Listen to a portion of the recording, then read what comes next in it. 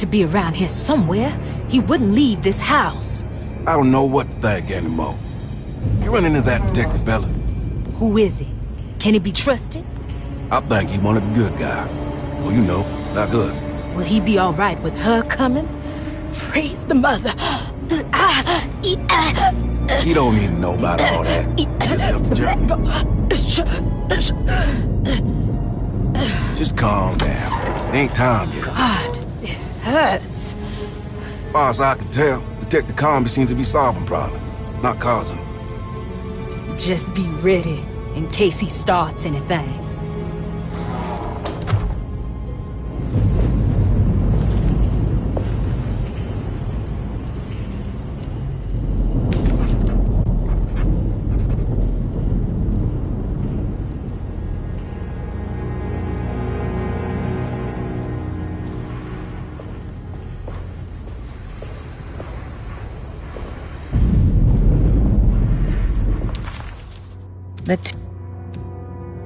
The two orderlies still hadn't found Jeremy.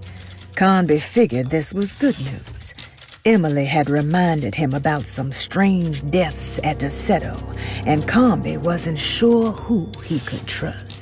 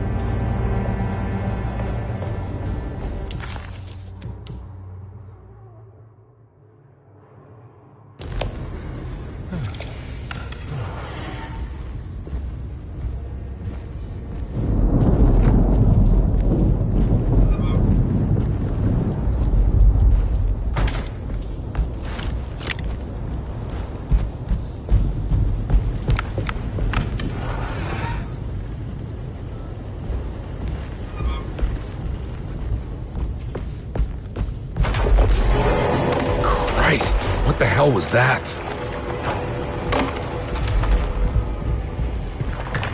You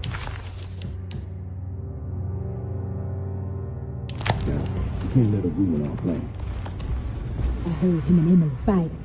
You don't have to worry. I don't want to run into the orderlies right now. Don't worry about it. Not sure I can trust them. You know this, Jake.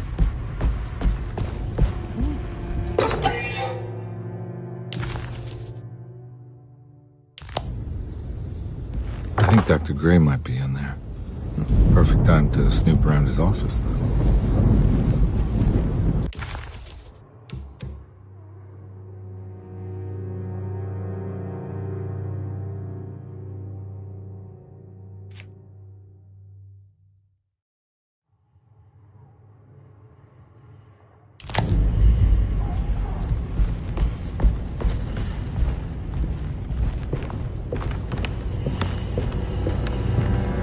It's blocked.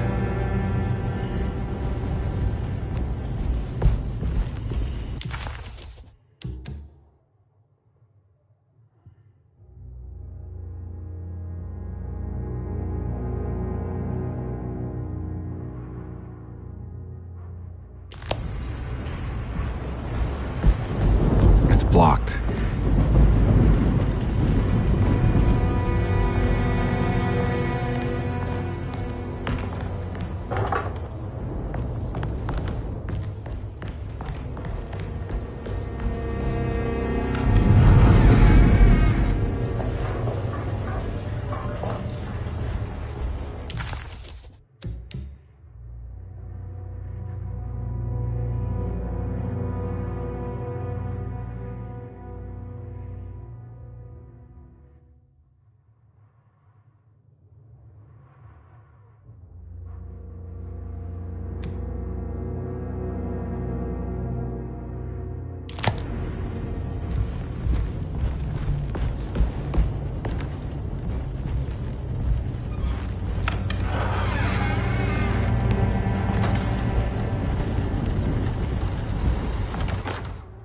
Lunacy and the Astarte Artist Colony, a monograph by Yael Klein.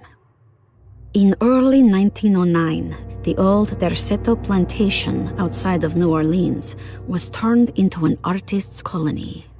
3 famous European artists rented the house and the surrounding land from the owner, the Ledoux family.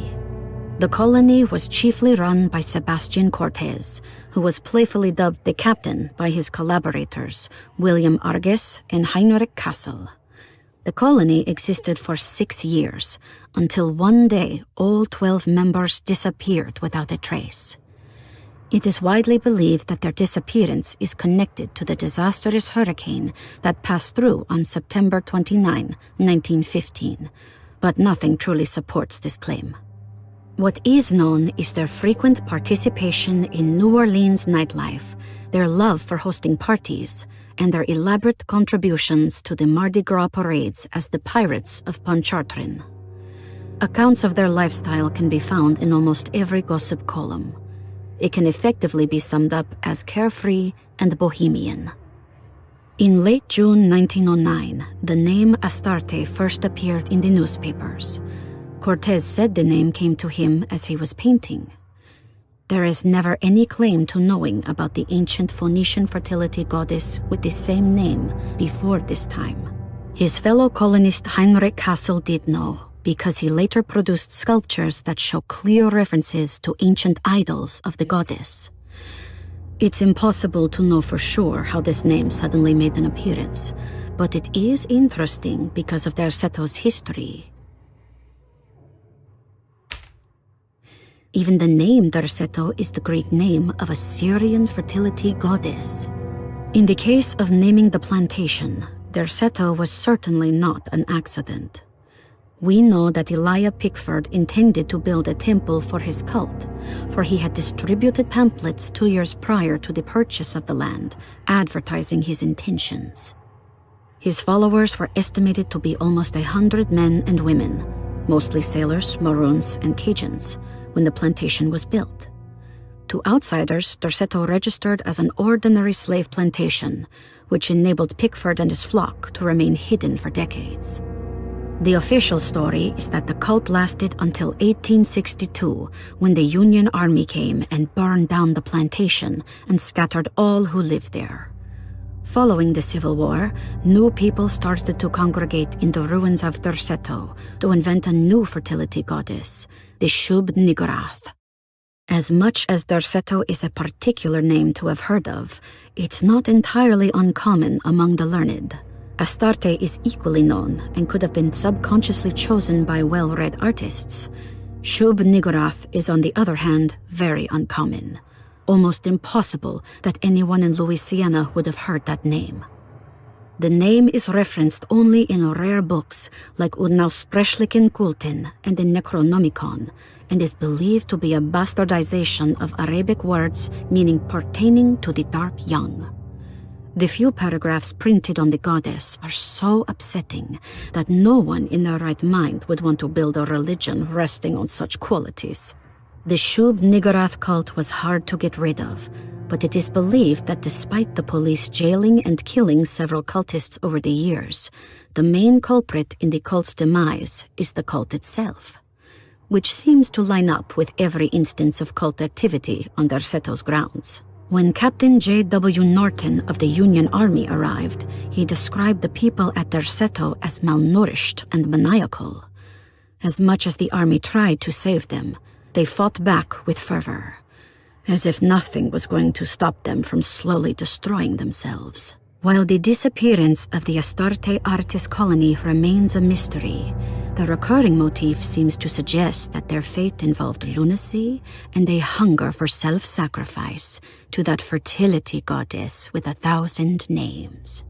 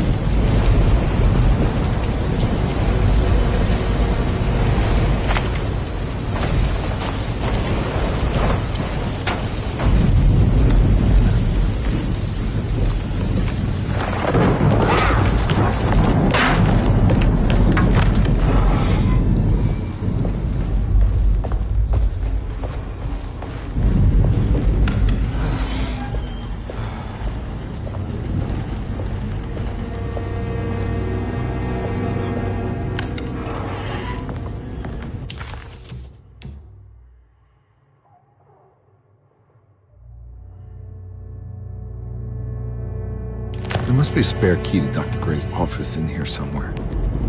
I need the key.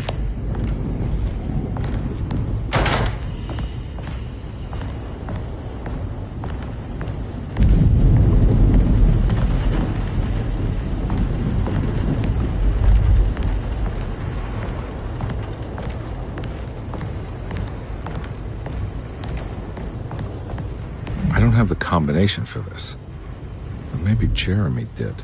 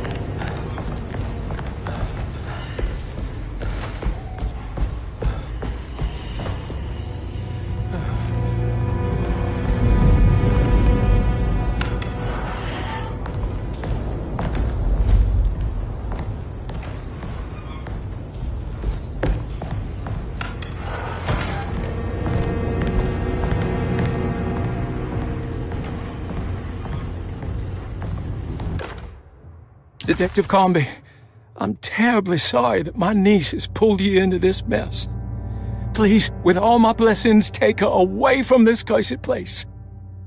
I have destroyed that Eater of Worlds and locked it away in the attic and retreated to a place of hiding.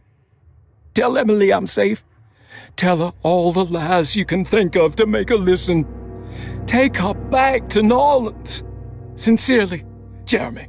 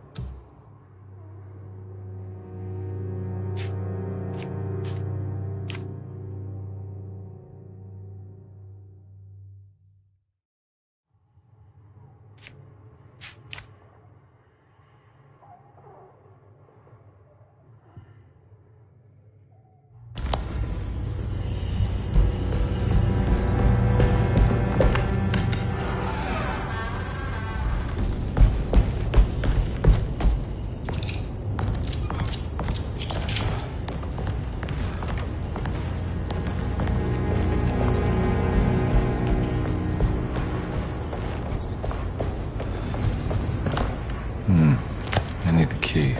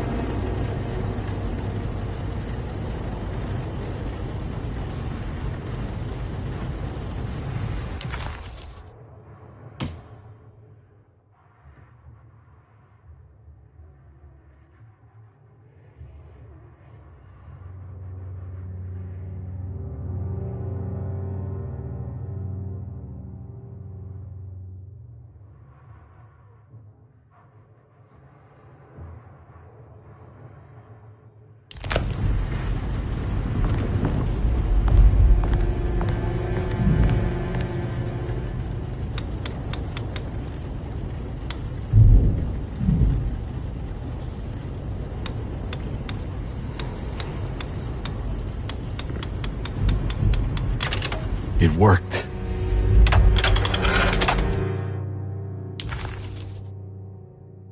The last guest in the empty room suffered from severe maladaptation. I must write this down, because if I understand the condition sufficiently, it could make me deny this fact at a later date, and there is reason for me to think I may come to suffer the consequences from this dysfunction, as some who came in contact with the guest seemed to adopt a new worldview in which everything was predetermined but broken.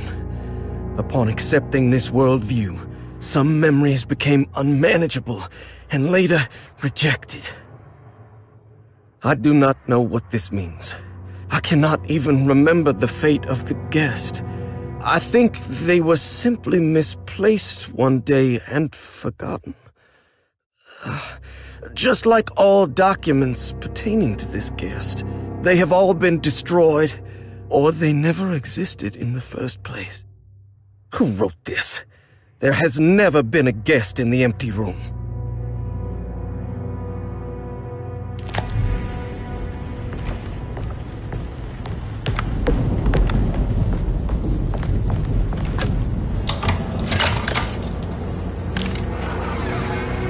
Dr. Gray's office, all to myself.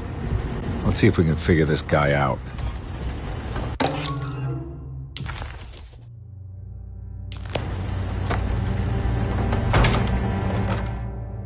Dearest Dr. Manzetti, I find myself in a losing battle with my patient. As I've disclosed in my previous letter, his delusions have him completely captured. It's bad enough that he is torturing himself with paranoia, but his madness turns out to be quite persuasive to others, effectively laying the ground for mass delusion. I am writing to you in hope that you can give me some guidance. Beyond my ambition to avoid devastating surgery on my patient, I have grown worried about my own defenses. The words of my patient are deranged, yet they often resonate with something primitive within me. I have tried photographing his brain with X-rays. It was surprisingly difficult to get good results. Dark blotches on the plates kept obscuring all details.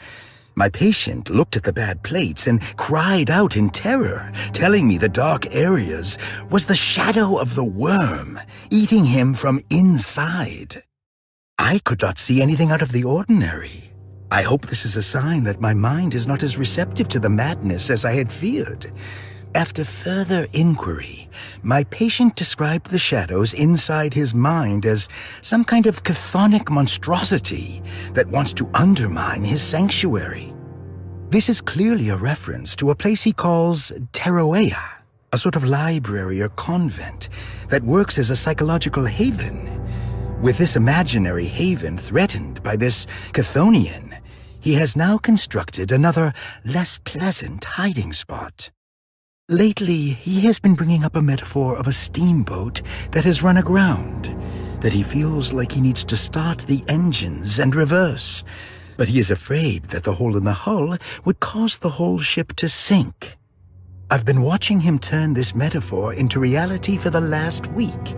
He knows it's made up, but he is doubling down, trying to make it a real memory. I feel certain that this is my chance to break through the barriers of his self-deceit.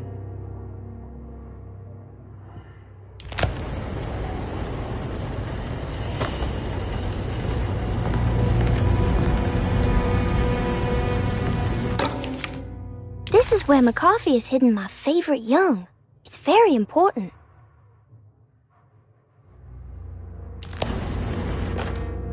I have finished tidying up Miss Beauregard's belongings. I will leave it to you to contact her agent and have them collect her things. I found one of Grace's drawings she might want back, along with this key in her room, which I believe you've been looking for. Mrs. Thompson.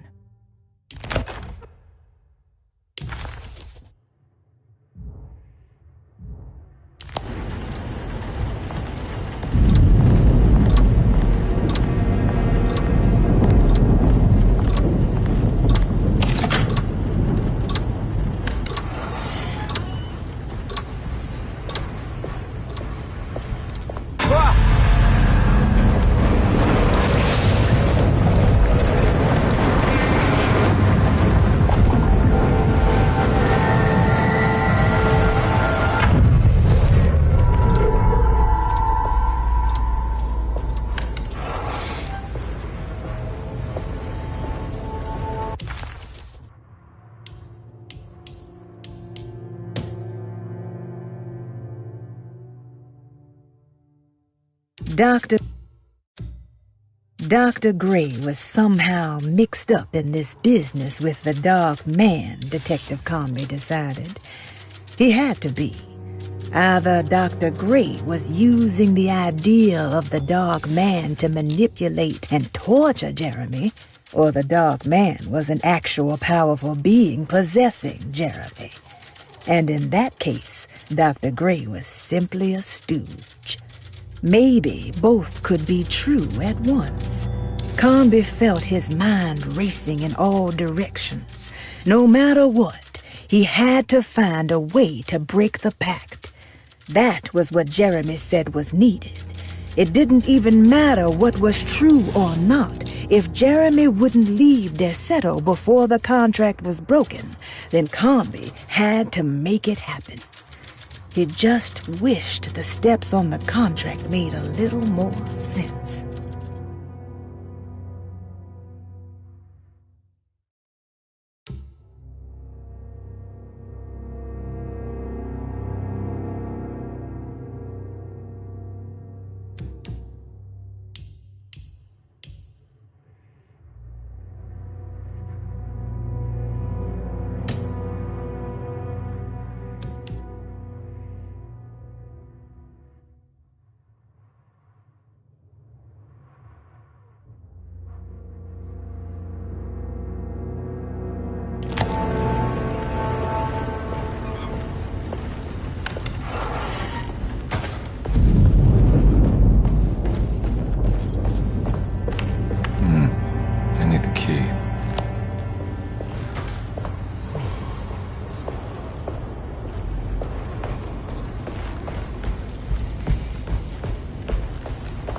I can't leave. I got a job to do.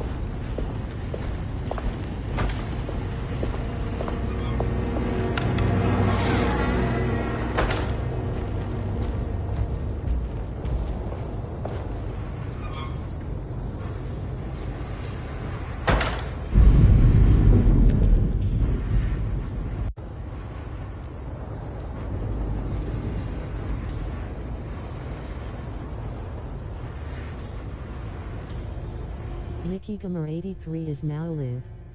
Streaming Alone in the Dark, Chapter January 4th 2nd.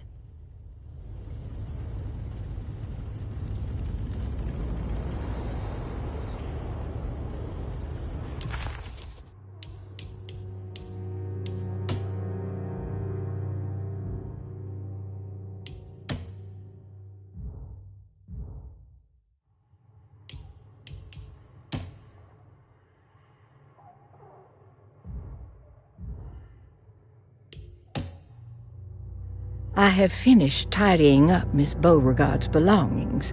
I will leave it to you to contact her agent and have them collect her things. I found one of Grace's drawings she might want back, along with this key in her room, which I believe you've been looking for, Mrs. Thompson.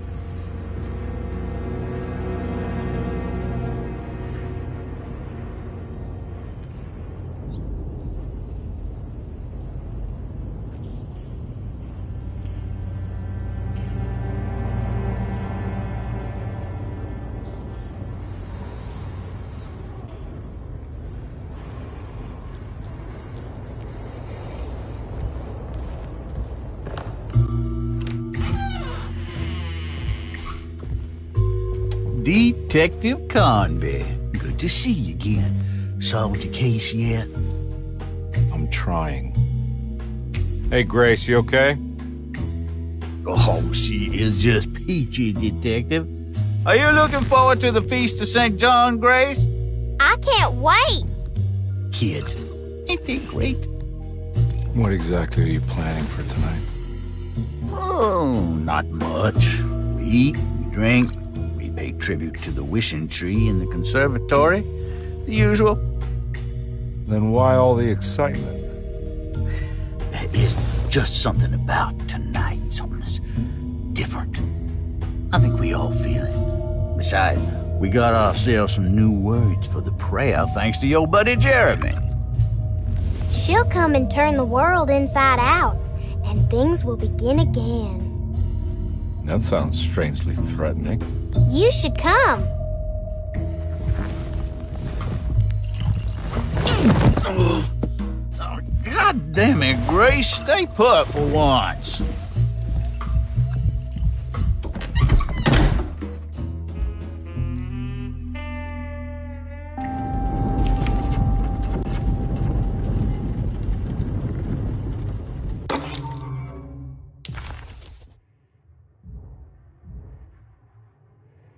Better hold on to these. Wouldn't want them to get lost. There's something missing.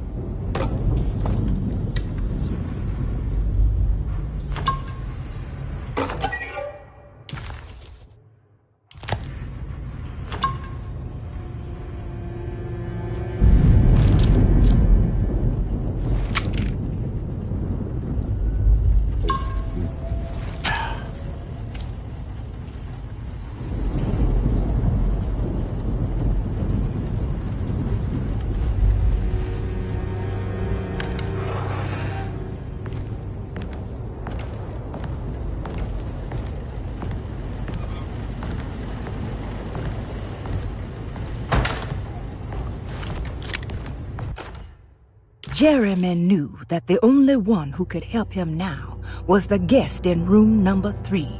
The room seemed to have been empty for so long. But that wasn't allowed to be true. The story needed to be different.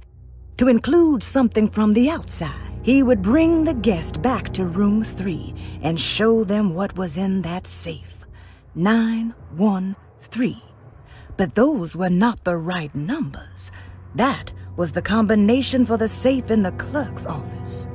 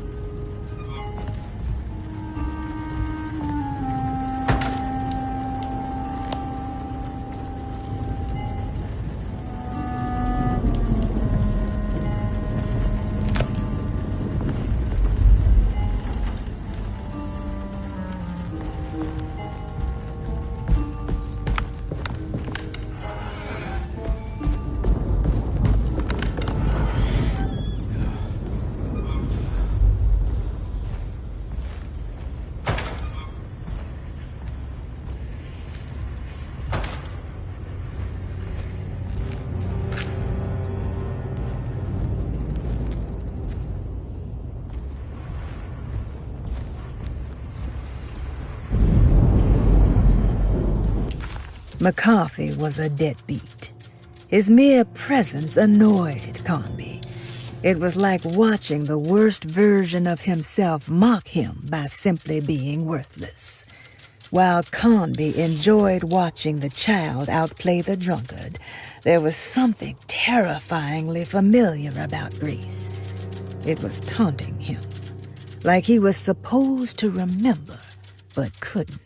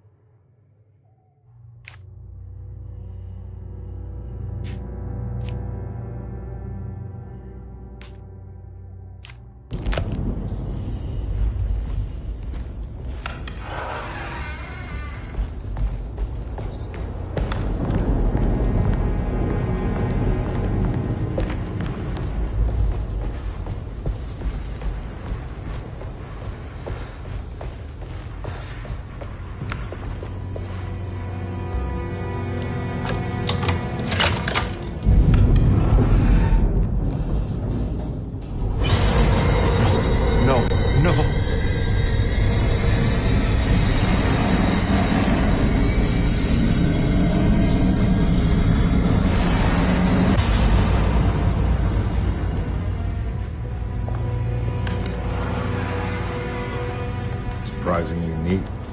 Maybe I've been selling that old barfly short.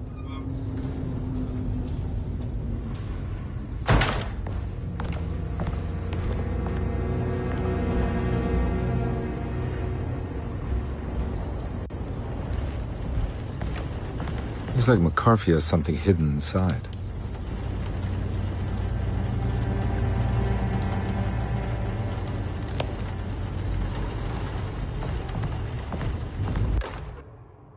Sometimes, I think this place makes me worse. That Derceto might be my grave.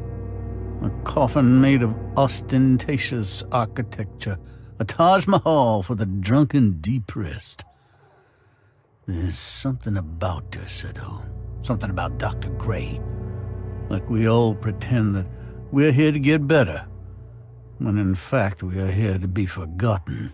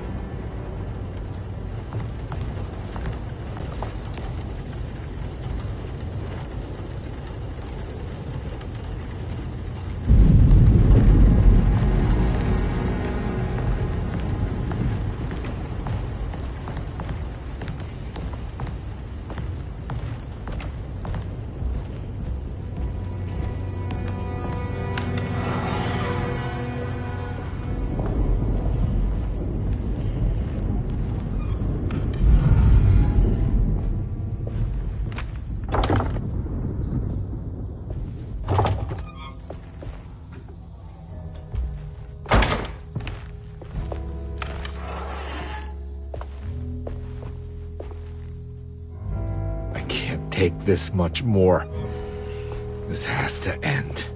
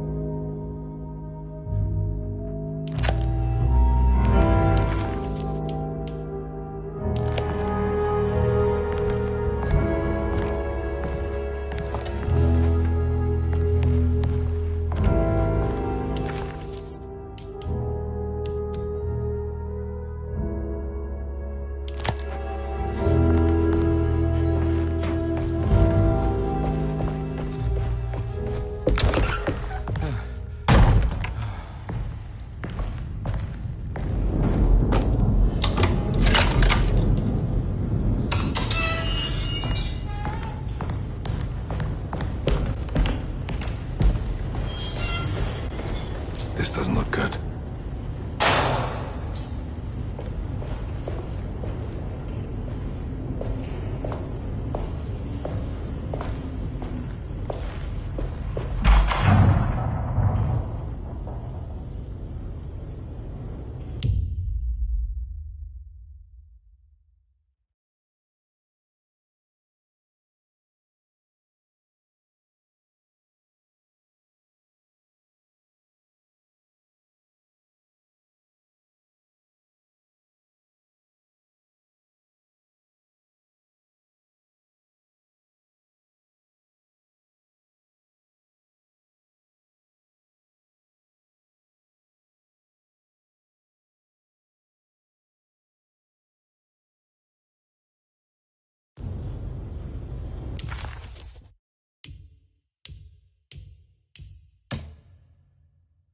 Every night the dark man stands opaque at the threshold of my room, counting the days until my spirit spills out of my tired shape. Only his pallid mask shelters my remaining sanity. Staring directly into the face of that demonic sultan would surely sunder time itself. Would he have looked the same to my father as he struggled for his life? Does his veiled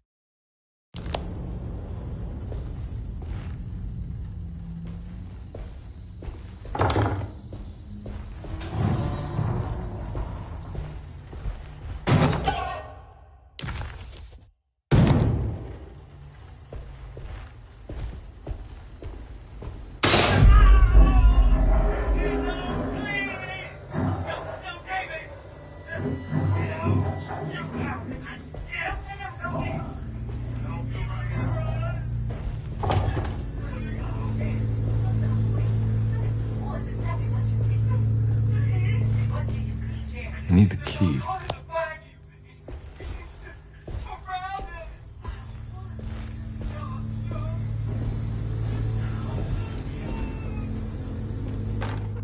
Radiography.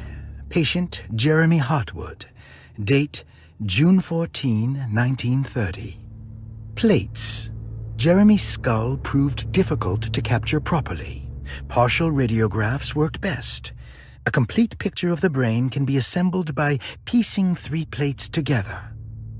Observations. Even when looking at an assembled version, a shadow covers significant parts of Jeremy's brain. Possible tumor, but more likely that the equipment is failing. Jeremy reacted strongly to the pictures and claimed to see a giant clay worm eating and displacing his memories.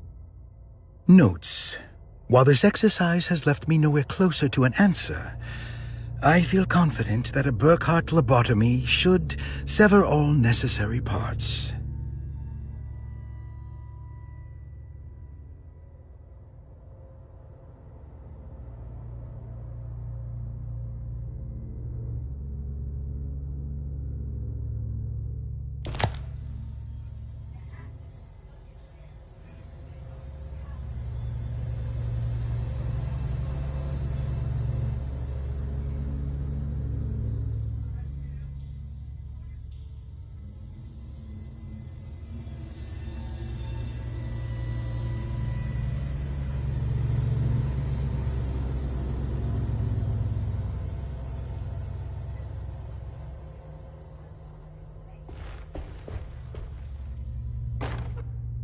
Hypothetical psychosurgery based on the ideas by Burkhardt and the St. Petersburg research could end up saving Jeremy's mind. Severing the connections around the frontal lobe would certainly solve most mental afflictions. The procedure would be brutal in performance, as well as in efficiency. An ice pick pushed through the edge of the eye and into the skull would untether the nerves like Alexander cutting the Gordian knot. As this would likely leave Jeremy in a very different condition, all other paths should first be explored. Follower Edge. The medical instrument I would need for this lobotomy is missing, and I should have Waits order a new one.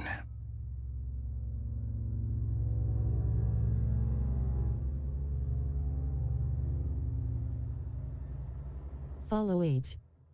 At Mickey Gamer 83, Mickey Gamer 83 is not following Mickey Gamer 83.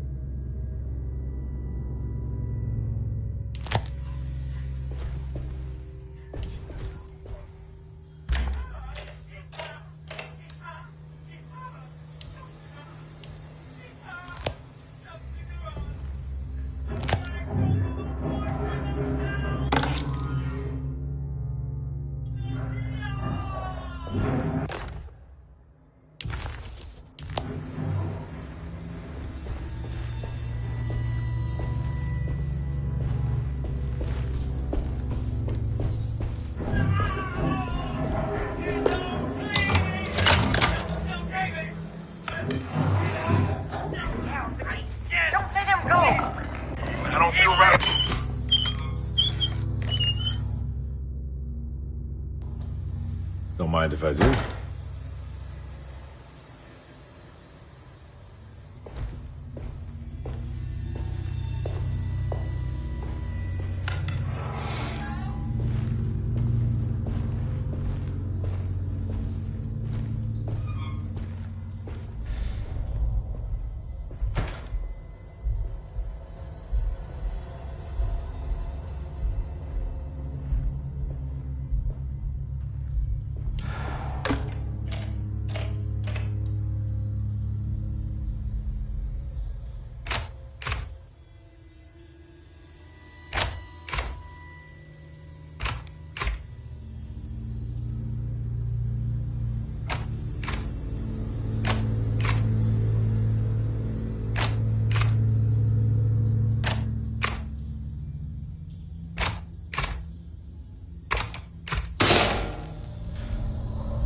That's better.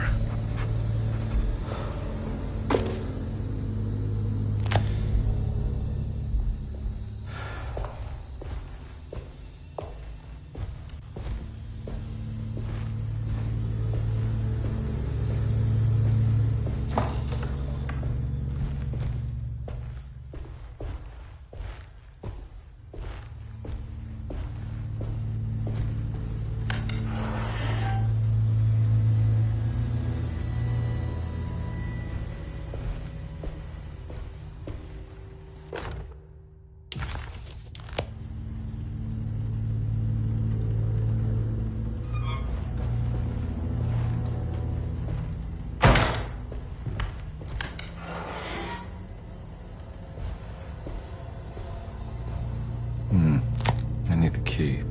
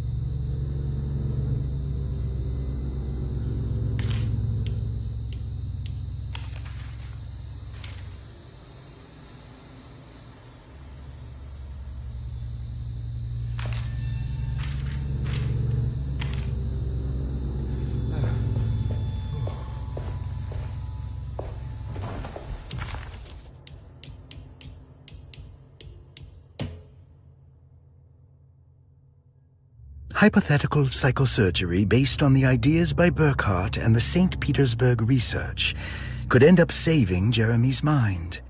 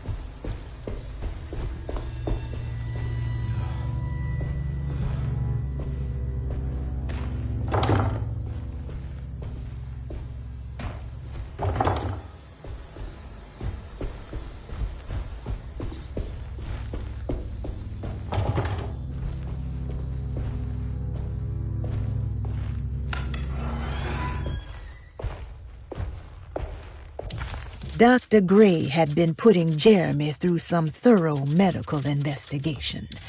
He was trying to break through Jeremy's stories and get to some truth, just like Comby was. Could Dr. Gray have been trying to break the contract as well?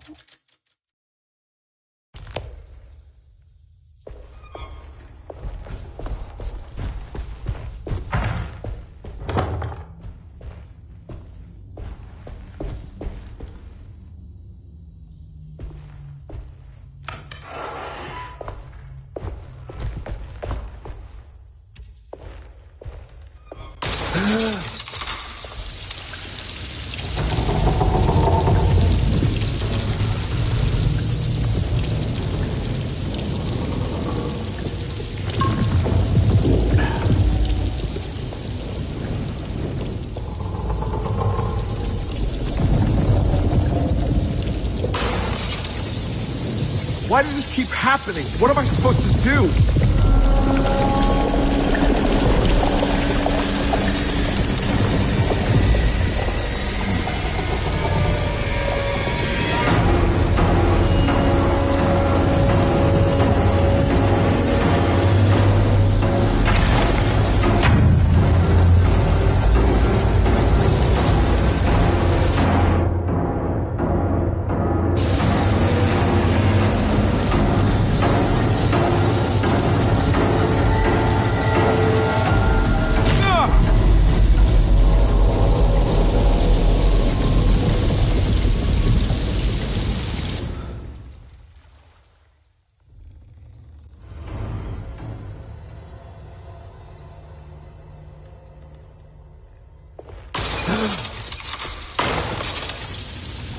Why does this keep happening? What am I supposed to do?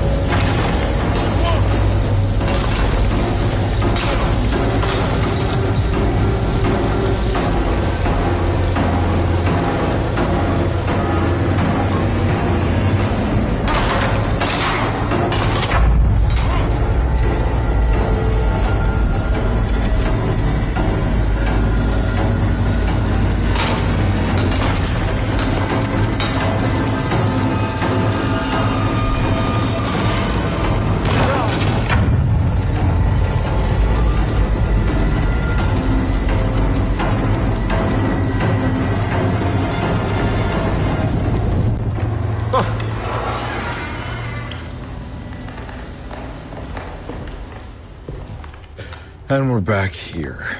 Well, perfect time to have a look around this place.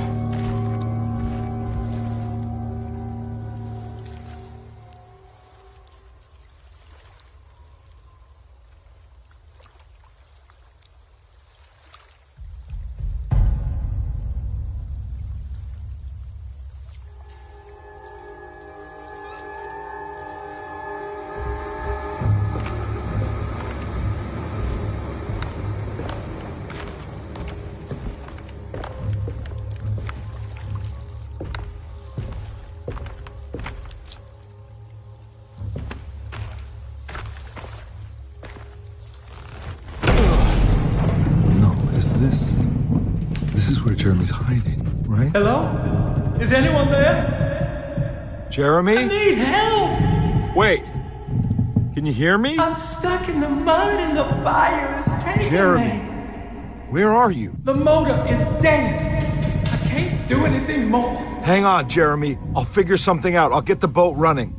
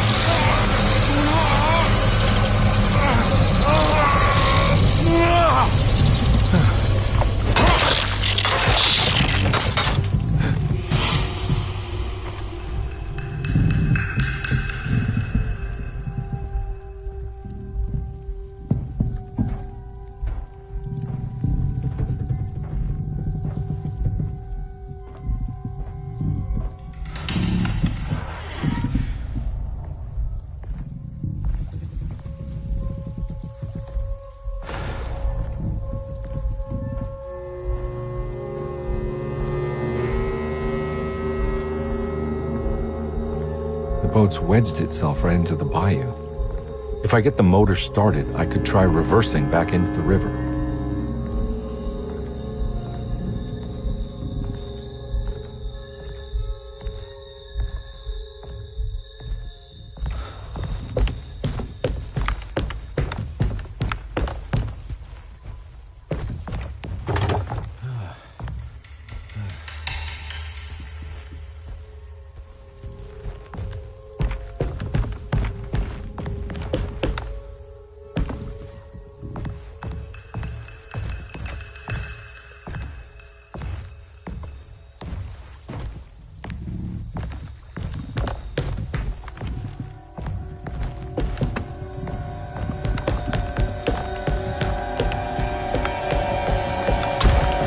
Jeremy, where are you?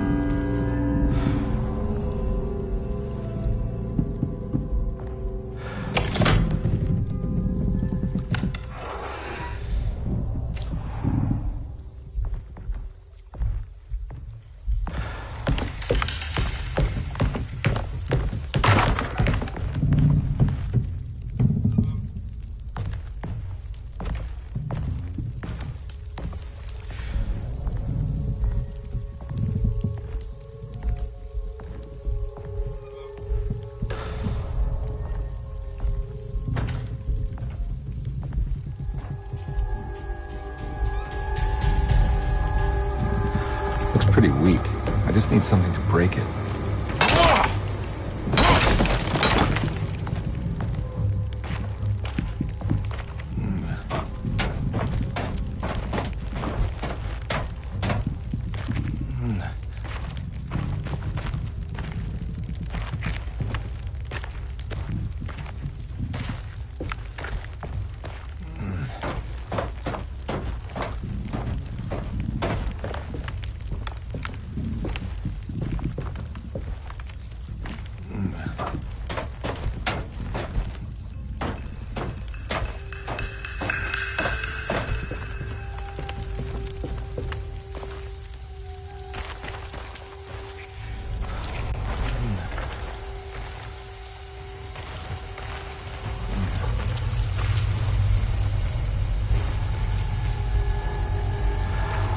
definitely needs fuel.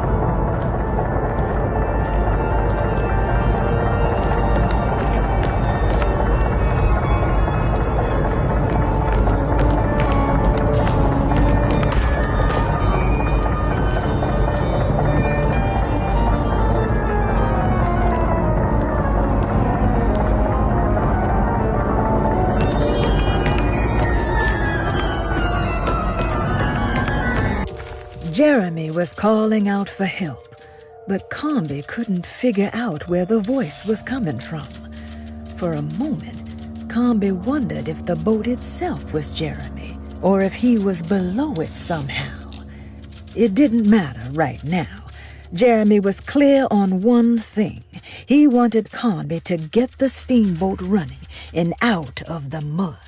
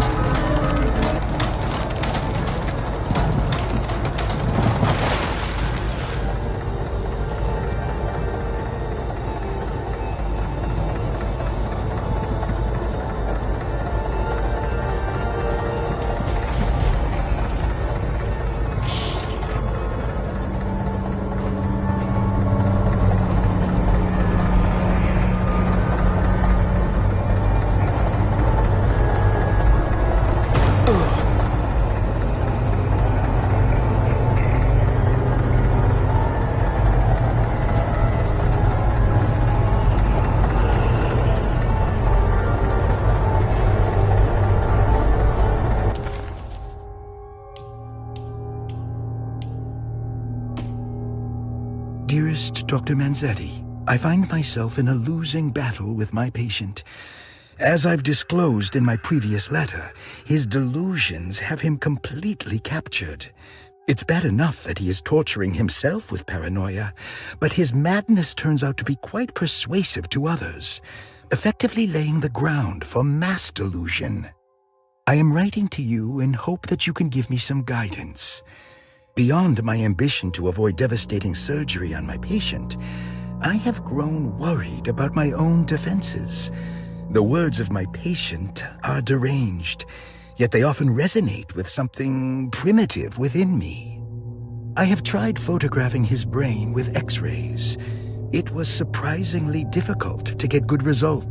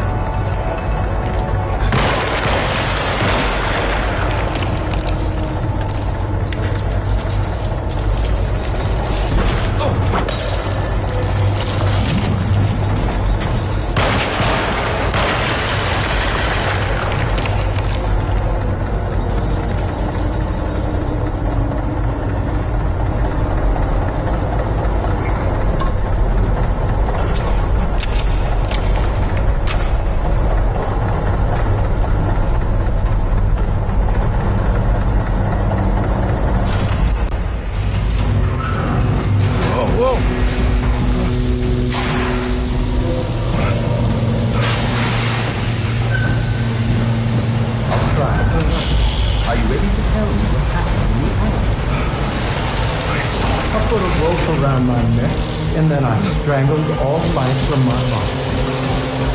Are you under the impression? Yes. No. I was supposed to die. What does that mean? That you were supposed to die? I'm the catalyst. I had to die to make the story happen.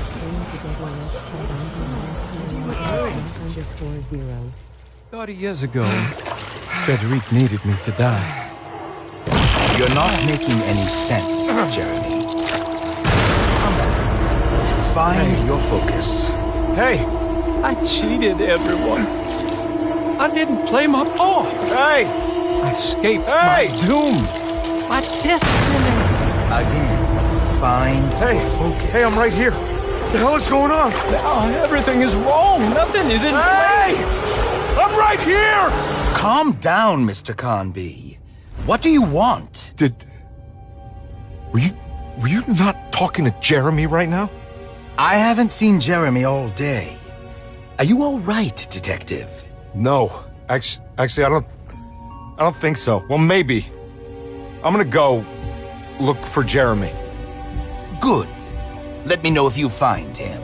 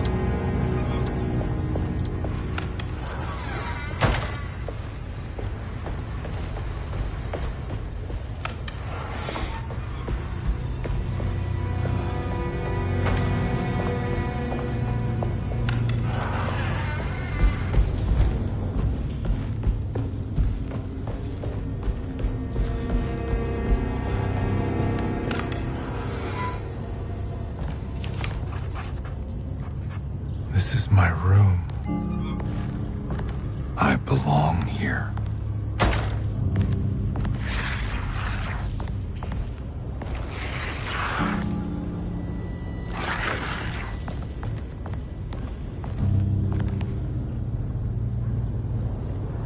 I know that number. Where's that from? I did this. I wrote that.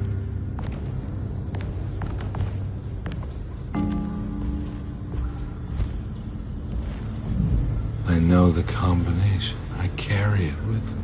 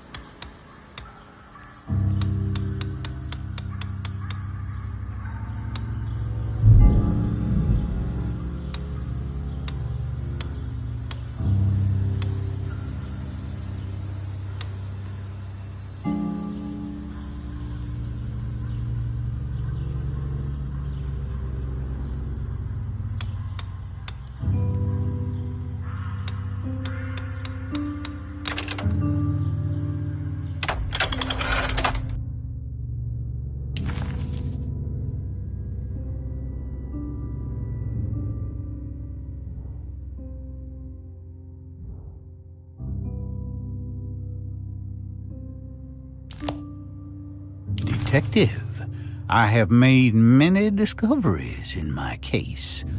The child we want is safe, thanks to good people like me and you. We're so similar, but you don't see all the things I do. To find your man, Jeremy, you also need to look for the girl. It has always been that way. The young deliver us all. You should have a look in my room. There's a piece of the puzzle you will need. Take care now. My coffee.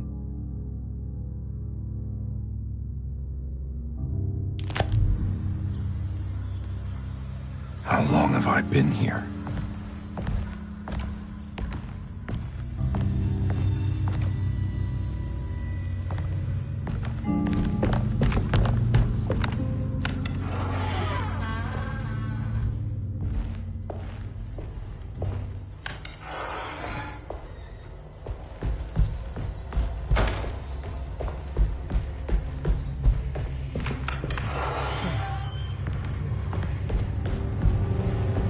Looks like McCarthy has something hidden inside.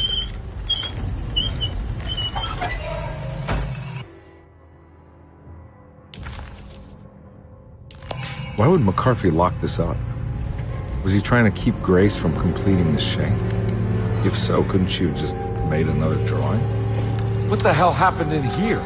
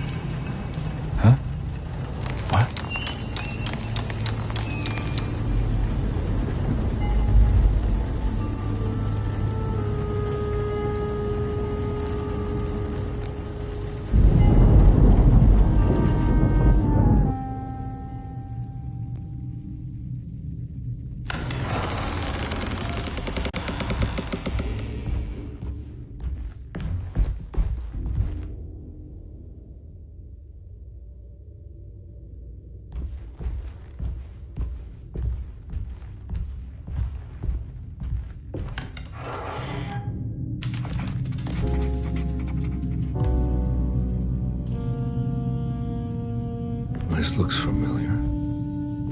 How am I back at the office? Jeremy's never been here. That's me.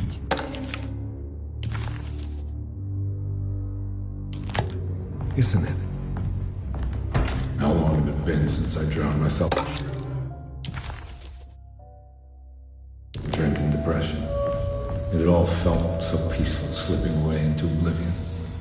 A welcoming, dark voice wrapped around my mind like a heavy blanket. It turned off suddenly as I woke up from the sound of my office door closing shut. A messenger had left a telegram from Mrs. Saunders. She had a lead on where to find me. I think I need to figure out where I'm going first.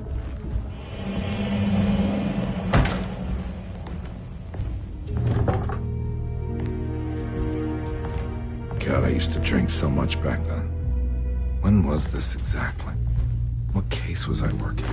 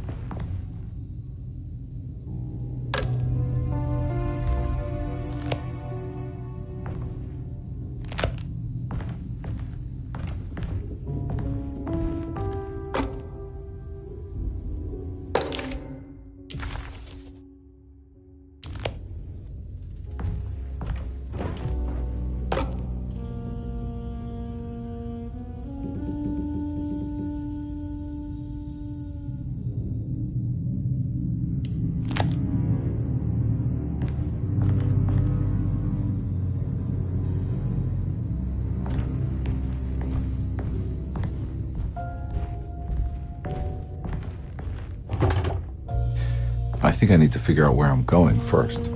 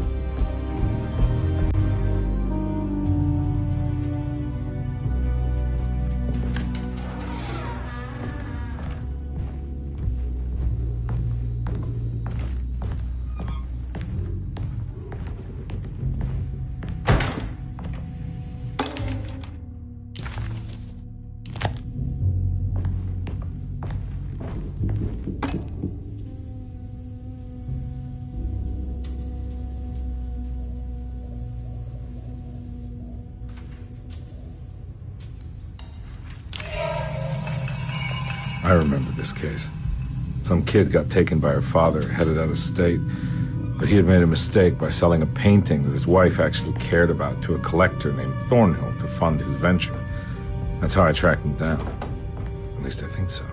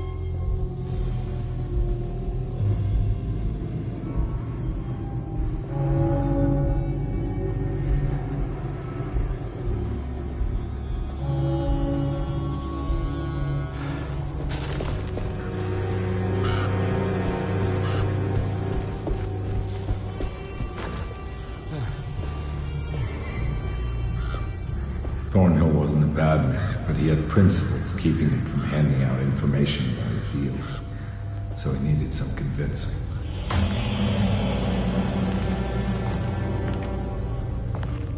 Well, every case can't be squeaky clean.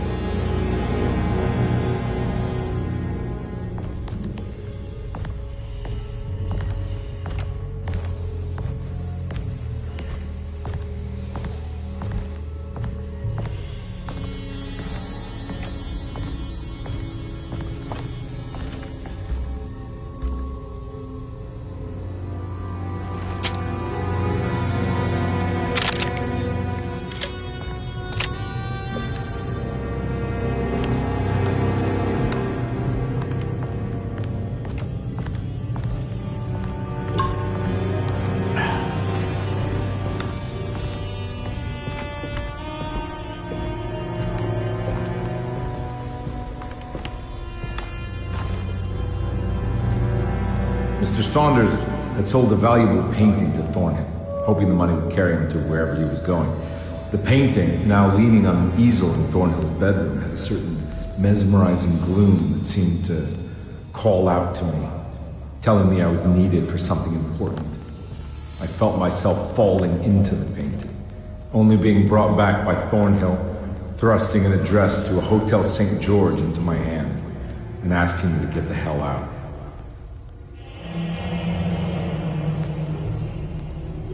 I don't remember this at all, but I can't say it didn't happen.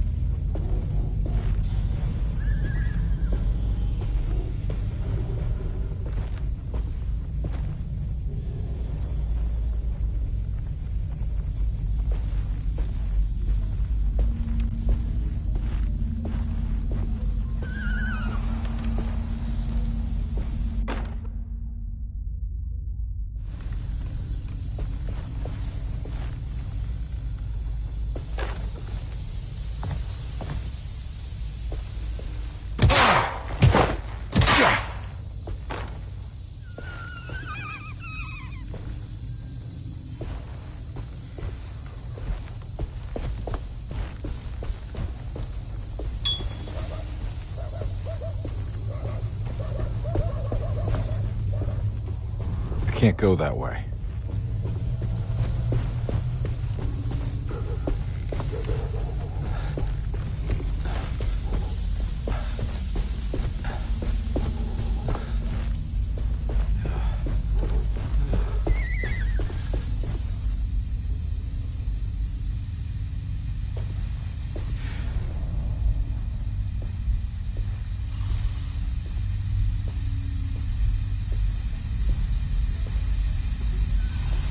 On my way to the hotel, the Morton gang caught up. I owed them money, a lot of it. I can't remember what for. Probably some dumb gambling debt growing in size for each payment missed. I punched one of them out, and I sent the others packing. Just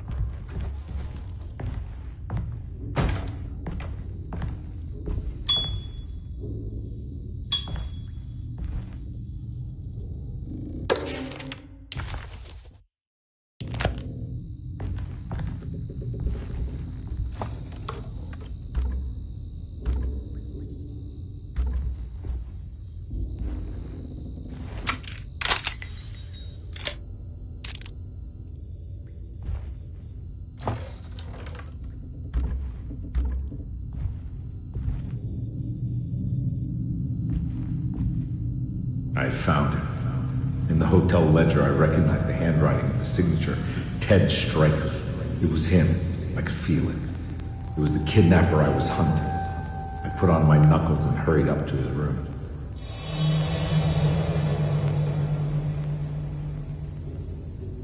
Something about that name, Ted Stryker, rings a bell. Feels vaguely familiar.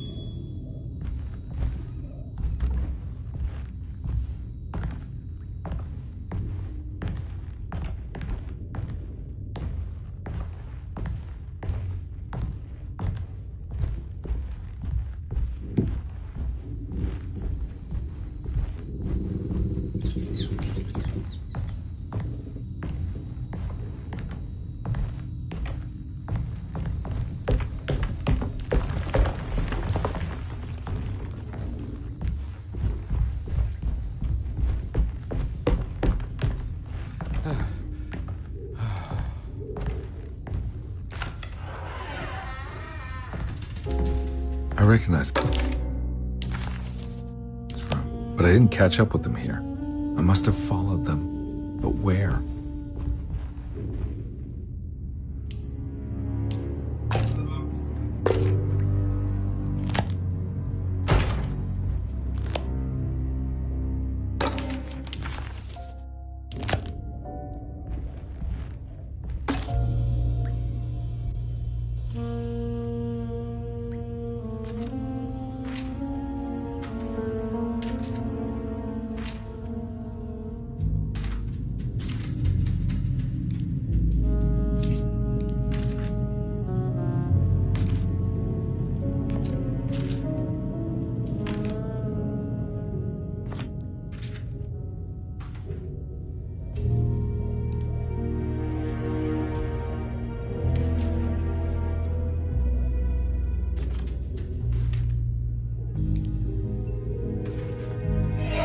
That's right, he was running away, ditching his old life and marriage in New Orleans to find something better in Tallahassee.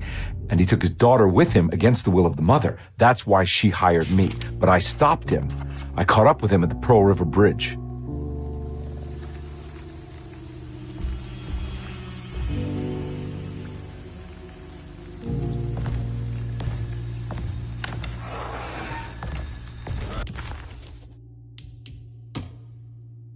Detective, I have made many discoveries in my case. The child we want is safe, thanks to good people like me and you.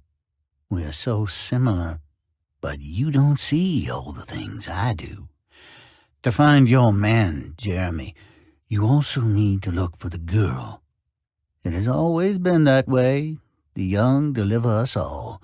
You should have a look in my room. There's a piece of the puzzle you will need. Take care now. My coffee.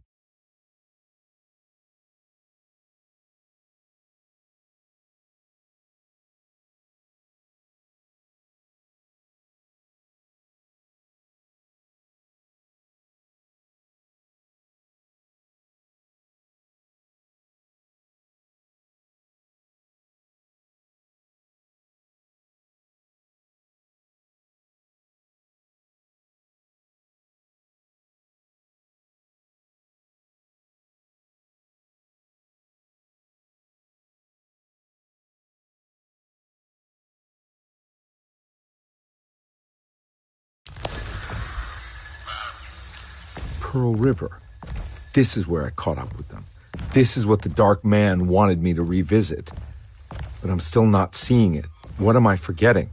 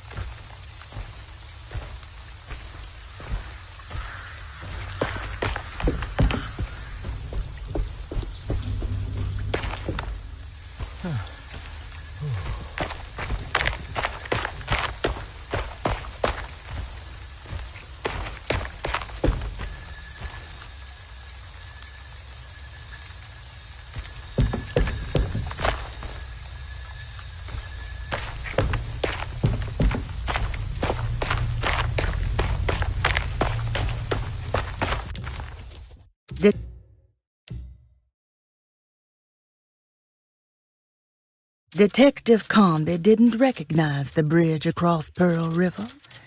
It was firmly obfuscated by trauma, events that had left Conby scarred for life.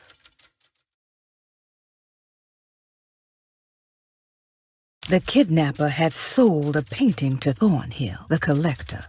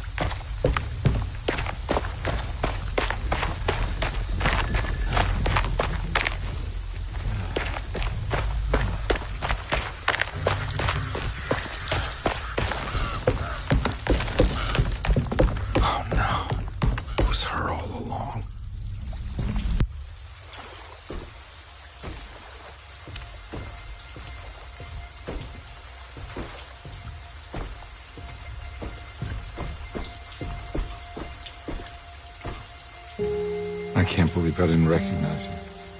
I looked a little different back then, I suppose. Was any of this real? How do you mean?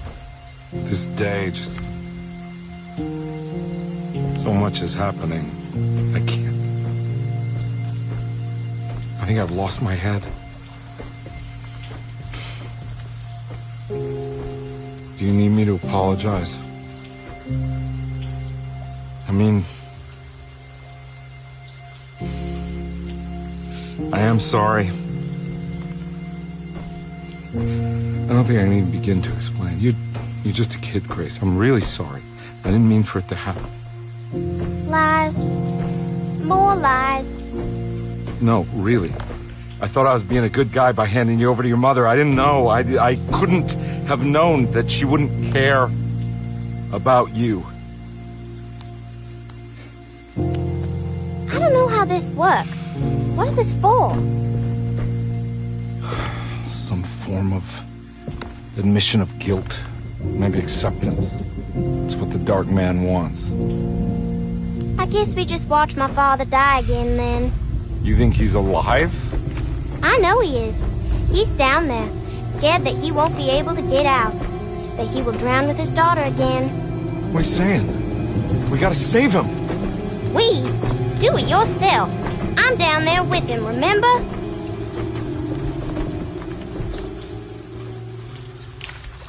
Can I really save them? This all happened so long ago. I have to find a way to get down there. I have to see it with my own eyes. There was a boat at the house where I entered. If I can raise the bridge, I should be able to get to the car.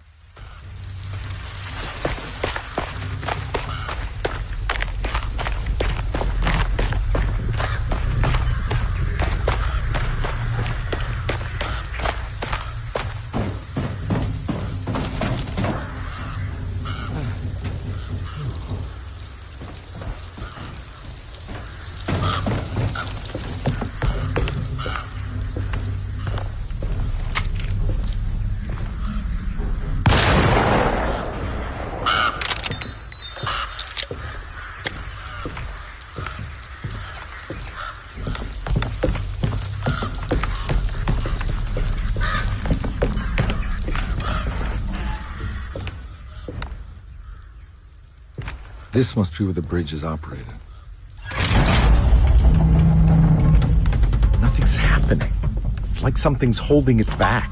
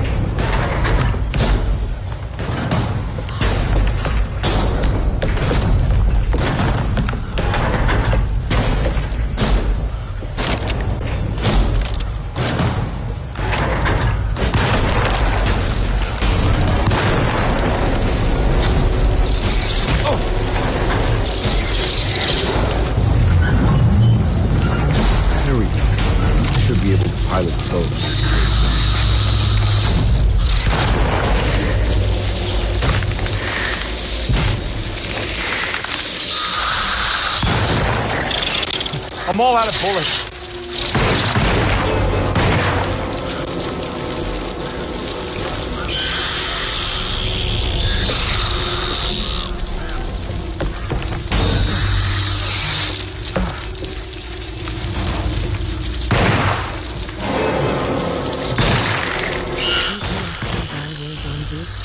Online at 92 in JRMQK.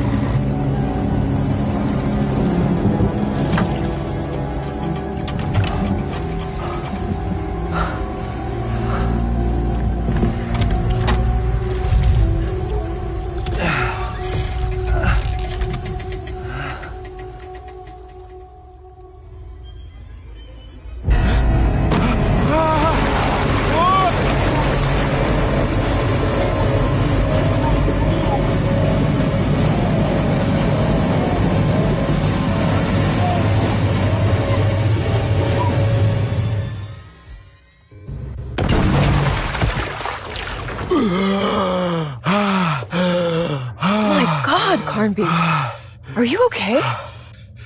Don't leave me alone. What the hell have you been doing? What's going on here? Look at this mess! I'm sorry, Mrs. Thompson. Don't make me kick you out of this house. Now get out!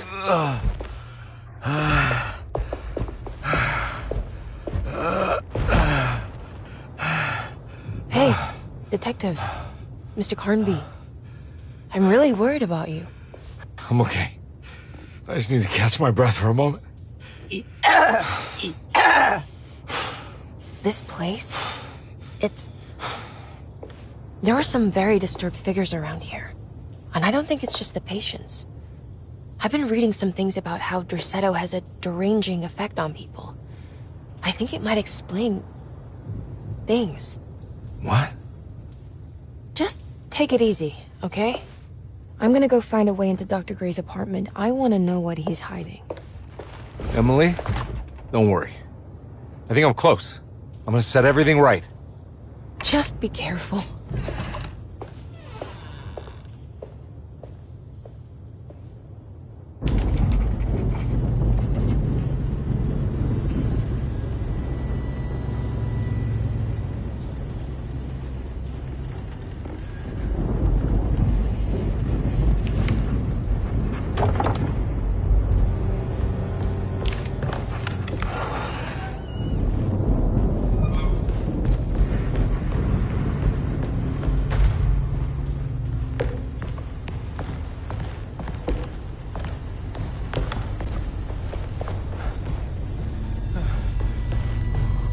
Carnby had run their car off the bridge.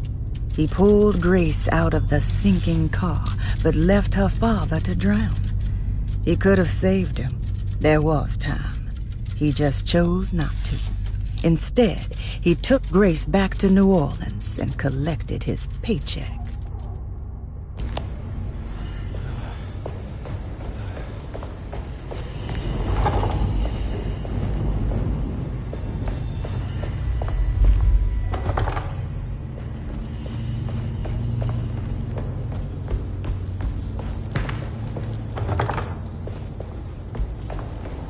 I can't leave. I got a job to do.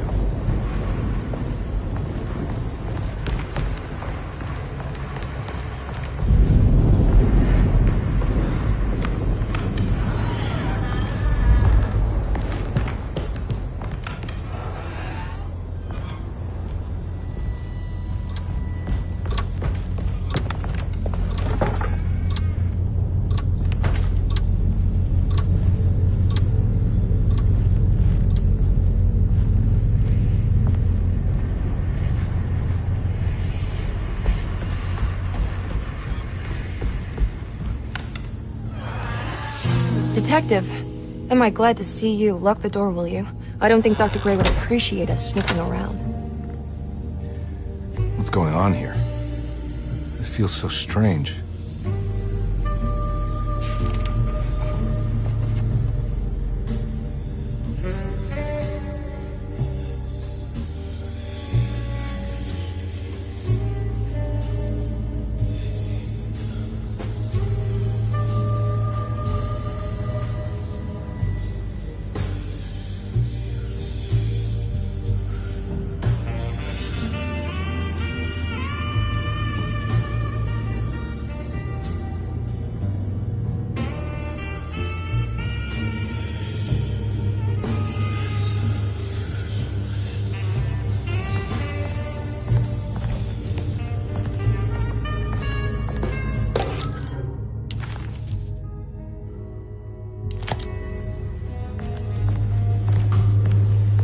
There's a book missing. What did you do? I was just rearranging the books. Well, come on, let's check it out.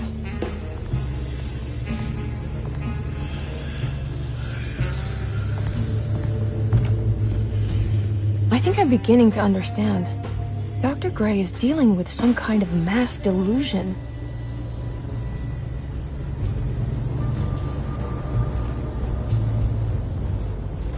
That mark on the floor looks like talisman positions, but from which direction should I look at it? The Snake Dagger, a monograph by Yael Klein. In Ludwig Prin's book on pagan rituals called The Mystery of the Grave, as translated by Nicholas Vachy, there are several references to a sacrificial dagger called the Snake Dagger. It has long been thought of as a poor translation of the original text, that it would be more appropriate with worm dagger from the Latin vermis cultrum. This seems natural following the recent consensus that the original title of Prin's book, De Vermis Mysteris, should literally translate to the mystery of the worm. However, this would take away from Vachy's great effort at translating the underlying meaning of the words and revealing several cultural beliefs. While Prin certainly was using the term worm as a symbol or synecdoche for death and the dead, which is made clear by the contents of the book, in the case of the dagger, we shouldn't be too hasty to dismiss his translation. Reading through Vachy's correspondence with his patron, it appears that he had more than just the Latin text at his disposal. Vachy had dug up Prin's living relatives and uncovered several cross-referenced historical texts and an actual snake dagger. The dagger was dated to the early Middle Kingdom of Egypt and had such a clear shape of a wave that Vachy considered calling it the sinusoidal blade. Knowing the full story, it seems prudent that he chose to translate it as snake and not worm. There are several reasons why this choice of word helps us understand the pagans that Prin's book attempts to describe.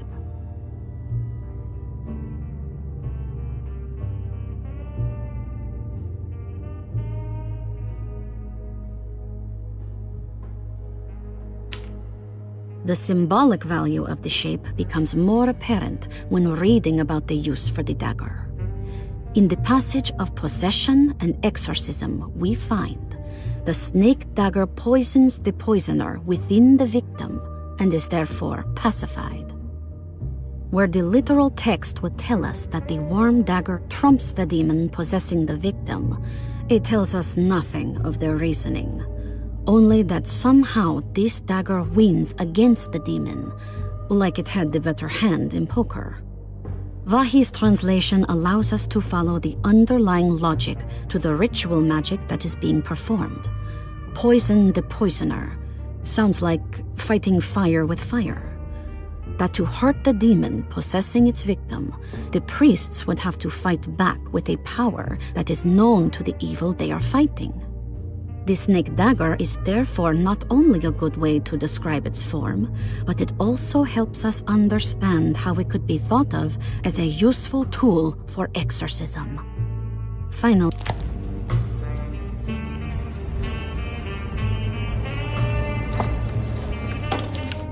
good to finally meet you, Mr. Hartwood.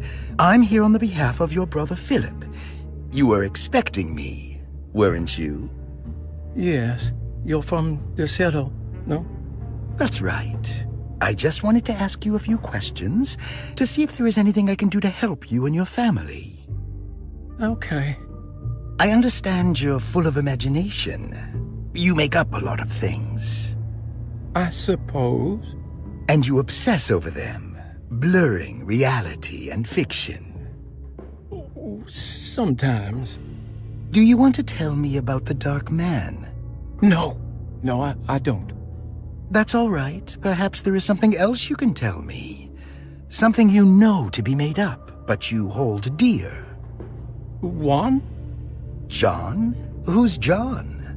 No, Juan Luis Jorge. Oh, wait there a moment. Here, take a look. Is he... Oh, he is the author.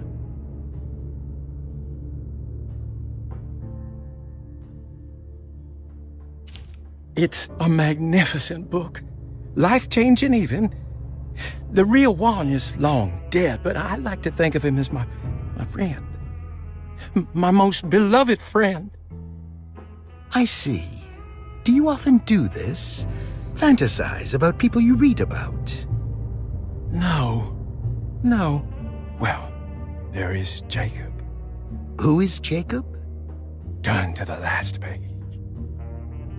Oh, it's a newspaper article. The prisoner of ice, Jacob van Ostad. Is he also your beloved friend? Oh no, Doctor. Not at all. He is the fire that fights fire. Yes, I think it's clear your overstimulated imagination, this mania, needs to be tempered for you to live a normal life. I know your family calls it the Heartwood Curse, but I want you to know that there is nothing supernatural about your condition. It's all inside your head. And with that, I'm very qualified to deal with. In time, you will be cured. In time. Yes, in time we will exorcise all your demons, all the dark men. Yeah! Please, Mr. Heartwood, calm yourself. What happened? Oh, don't you worry your little head about it, Miss Heartwood. Your uncle and I just had our first breakthrough.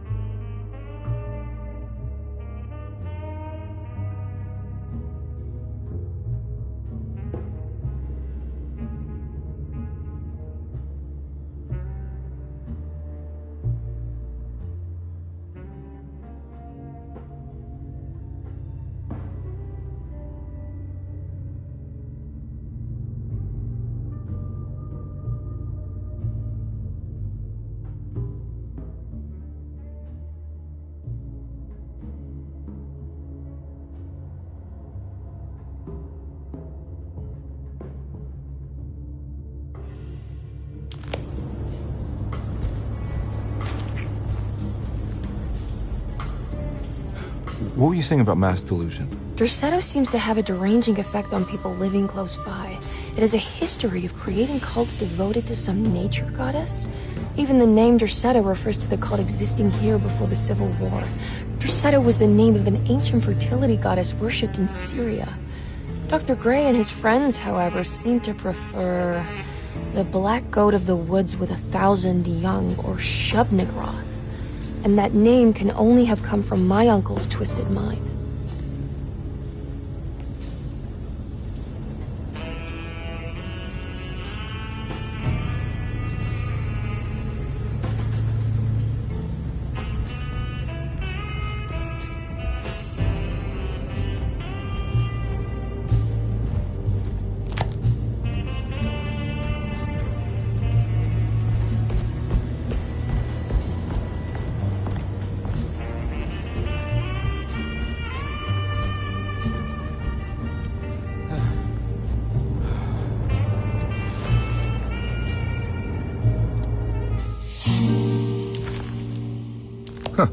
Has that been there this whole time?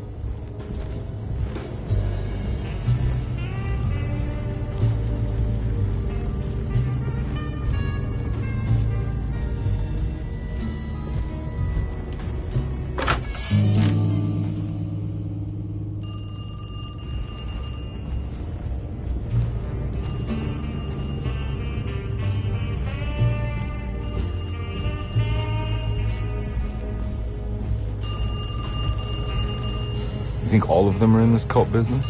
Even Jeremy? I'm not sure any of them have a choice at this point. We just need to find a way to stop all of this.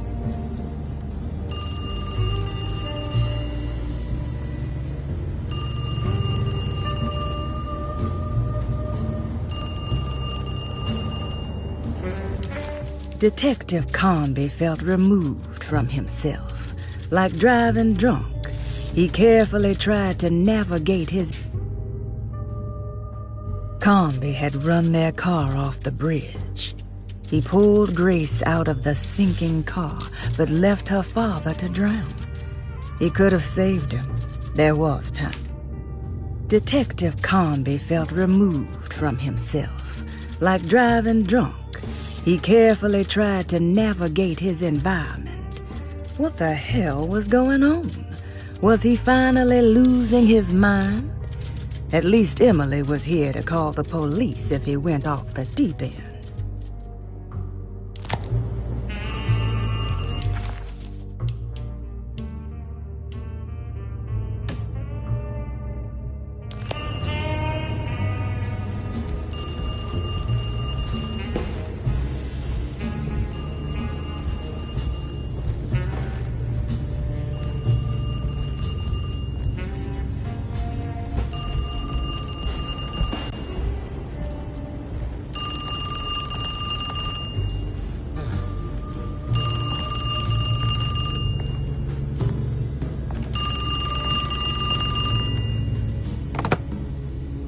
Hello?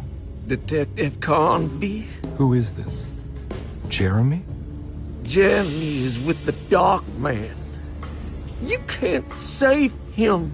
Well, I've done everything you wanted so far, and there's just one more thing on the list. I expect him to keep his promise and return Jeremy unharmed. Get out, Detective. While you still can.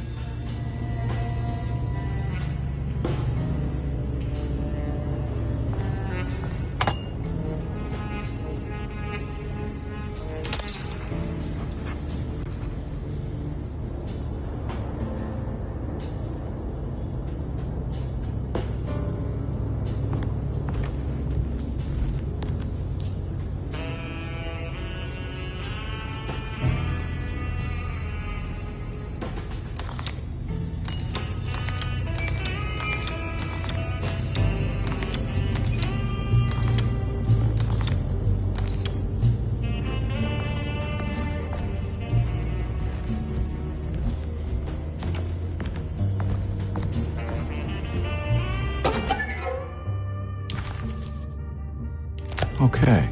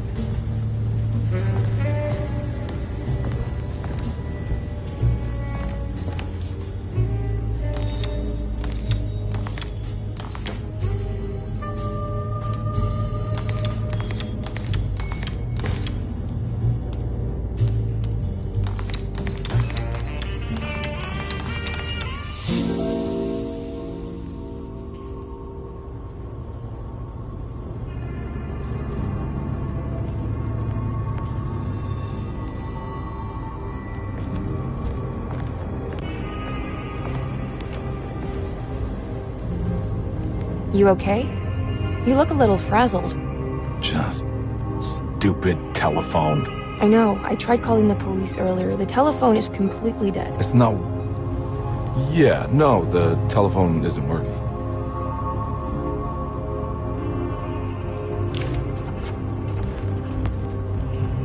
Miss Hartwood, I think you're gonna want to see this. Is there something in the closet? Yeah, there is. You don't see the very obvious gate leading to whatever Jeremy's madness is serving up next? I don't understand. Are you making some kind of fashion metaphor? I'm sorry, I don't have time for this. Can you just tell me what you're doing? You don't see this! It's fine. It's fine. Catch you later. Are you going inside the closet? Yeah. You got a problem with that?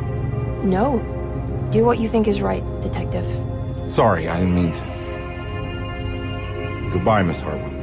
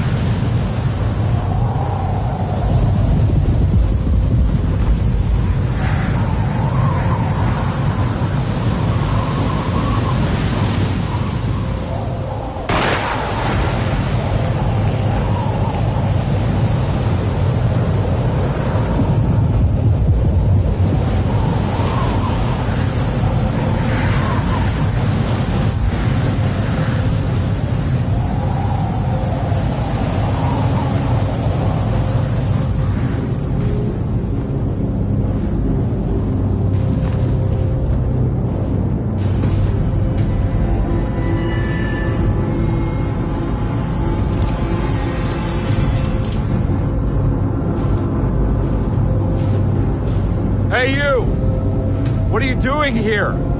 What is this place? Turn back, Detective. You're not wanted here. Whoa, take it easy. I'm not your enemy. Oh, you're wrong, Detective. You're wrong.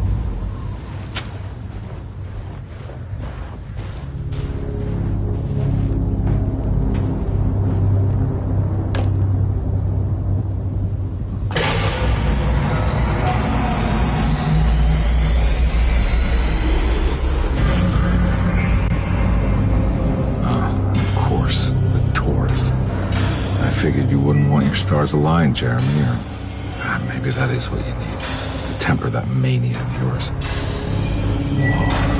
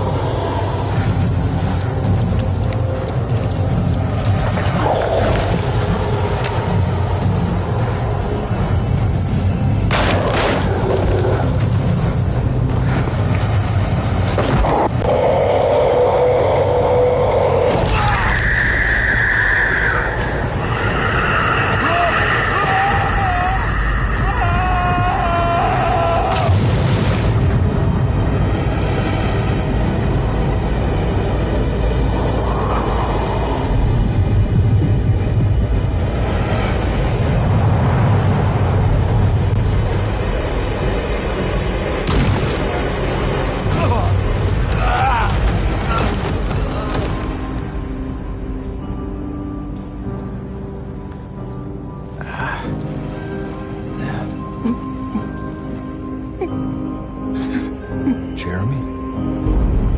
I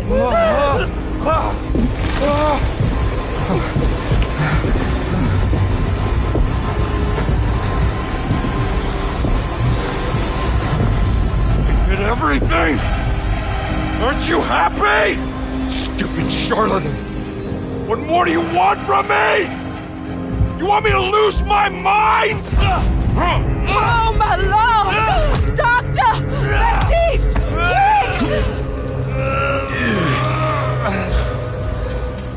Jesus. What were you thinking, compadre?